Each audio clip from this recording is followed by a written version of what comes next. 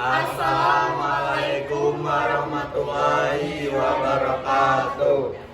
Berdirinya kami di sini, kelompok 6 akan menjelaskan terkait dengan materi sengketa batas wilayah Blok Ambalat antara Indonesia dengan Malaysia. Tetapi sebelum lanjut, izinkan kami untuk memperkenalkan diri dengan saya Devani Sisilia, Dengan saya Dava Satria. Dan saya Rafi Fadila. pertama yang akan saya bahas adalah terkait dengan ketatanegaraan negara Indonesia.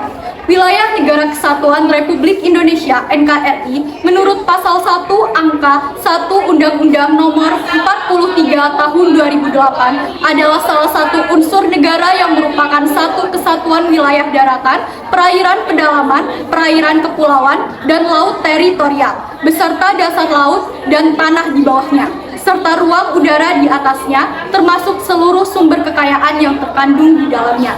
Wilayah perbatasan dengan demikian memiliki arti yang sangat vital dalam strategis, baik itu dilihat dari sudut pandang perbatasan kabupaten ataupun kota dalam suatu provinsi atau perbatasan kabupaten atau kota antar provinsi. Merujuk pada pasal 2 ayat 1 Permendagri nomor 76 tahun 2012. Hal itu karena menyangkut pertahanan dan keamanan suatu negara, sosial, ekonomi, dan budaya. Sehingga untuk menciptakan tertib administrasi, pemerintahan perlu memberikan kejelasan dan kepastian hukum terhadap batas wilayah suatu daerah. Dikenal sebagai negara kepulauan, Indonesia memiliki sekitar 17.500 pulau dengan luas 2/3 wilayahnya adalah lautan. Dari pulau-pulau itu terdapat sejumlah pulau terluar yang wilayahnya berbatasan langsung dengan negara tetangga. Dengan banyaknya batas wilayah Indonesia dengan negara lain tersebut, tidak sedikit pula sengketa internasional yang muncul di zona perbatasan. Sengketa batas wilayah sering terjadi, terutama yang paling intensif antara Indonesia dengan Malaysia. Kedua negara ini seringkali berurusan dalam kasus sengketa wilayah meski selalu berakhir damai. Sejak tahun 1980-an, terdapat 5 titik batas negara Indonesia dan Malaysia yang bermasalah, yakni patok tapal batas negara di titik batas negara Camar Bulan di Kabupaten Sambas, titik D400 di Kabupaten Bengkayang, titik Gunung Raya di Bengkayang garis batas Gunung Raya 1 dan 2 yang pada hasil survei bersama tidak dapat disepakati kedua belah pihak. Sungai Buan Bengkayang, pihak Indonesia yang dirugikan oleh masyarakat Malaysia, dan titik Batu Aung Kabupaten Bengkayang. Kelima titik batas tersebut hingga kini belum menemui titik temu karena baik Malaysia maupun Indonesia selalu berbeda pendapat mengenai masalah tersebut. Sejauh 200 mil laut. Apa motivasi Malaysia hendak mengeklaim kepemilikan Blok Ambalat? Tentu saja karena potensi minyak bumi yang sangat besar di tempat itu.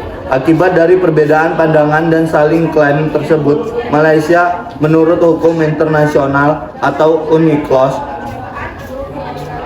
yang diyakini oleh Indonesia seringkali melakukan pelanggaran terhadap potensi. Pada 7 Januari 2005, kapal laut Malaysia atau KD Jaya Sakti 605 km Wahyu sampai 11 km Irwan di Laut Sulawesi. Berikut pada 16 Februari 2005, Malaysia pernah mengumumkan kalau blok ND 6 dan ND 7 sebagai wilayah konsesi perminyakan baru yang dioperasikan oleh Petronas, Carigali, dan Shell, padahal wilayah itu masih dekat dan menjadi bagian dari wilayah Ambalat. Belum disepakati 10 masalah patok batas kedua negara membuat Indonesia berpotensi kehilangan wilayah darat sebesar 6.402 hektar di Kalimantan. Perbatasan kedua negara di Bukit Mubau, Jantung Taman Nasional, Tung Perhimpunan, TNBK, paling rawan terhadap pencurian sumber daya alam karena belum tersedianya pos penjaga perbatasan TNI secara permanen. Bukit Mubau merupakan sektor resapan 3 sungai Kapuas yang mengalir di wilayah Sarawak dan Sungai Embalo yang merupakan anak sungai Kapuas yang mengalir di wilayah Kabupaten Kapuas Hulu. Provinsi Kalimantan Barat. Pada 11 Juni 2008, Kementerian Kehutanan mengakui ada bangunan pada wilayah Malaysia sekitar 7 meter dari titik patok batas kedua negara di Bukit Mugau berada di sekitar patok U0921.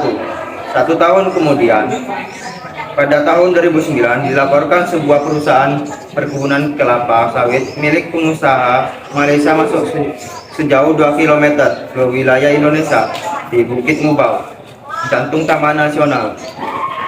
Kasus-kasus tersebut adalah sebagian contoh masalah yang sering terjadi di perbatasan darat antara Indonesia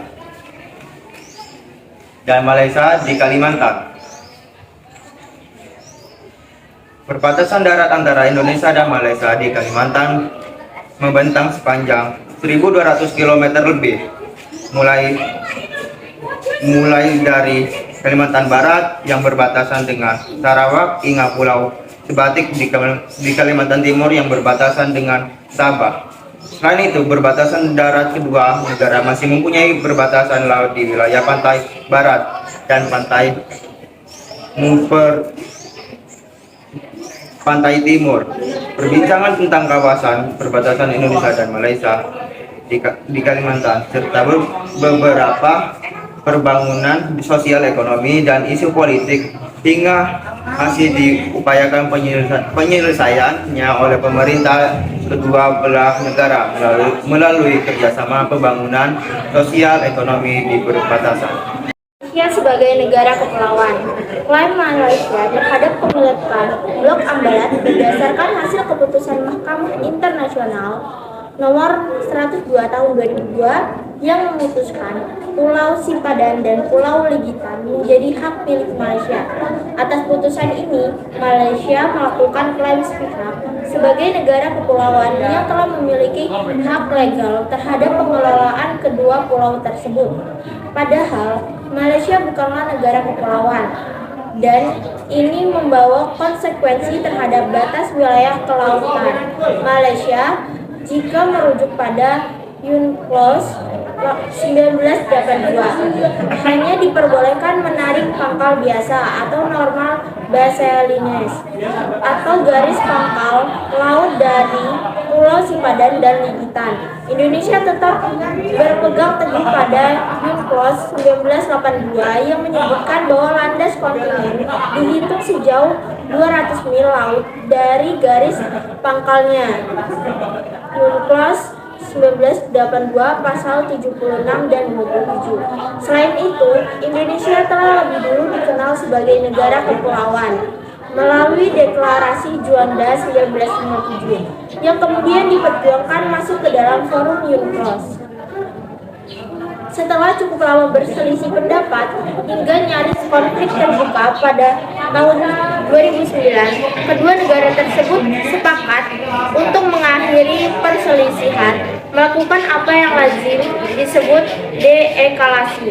Susilo Bambang Yudhoyono atau SBY, Presiden Indonesia waktu itu, bersama Abdullah Ahmad Badawi, Perdana Menteri Malaysia, berusaha keras mencegah konflik kedua negara. Pihak damai dan mengakhiri konflik dalam kasus sengketa Blok Ambalat ini. Bagi pemerintah Indonesia melalui Pak SBY memiliki sejumlah pertimbangan. Pertama, kedekatan kultur atau budaya Indonesia dengan Malaysia yang sudah terjalin ratusan tahun lamanya. Kedua, terdapat jutaan penduduk Indonesia yang masih berada di Malaysia. Ketiga, hubungan bilateral kedua negara yang sangat baik sebagai sesama pendiri ASEAN.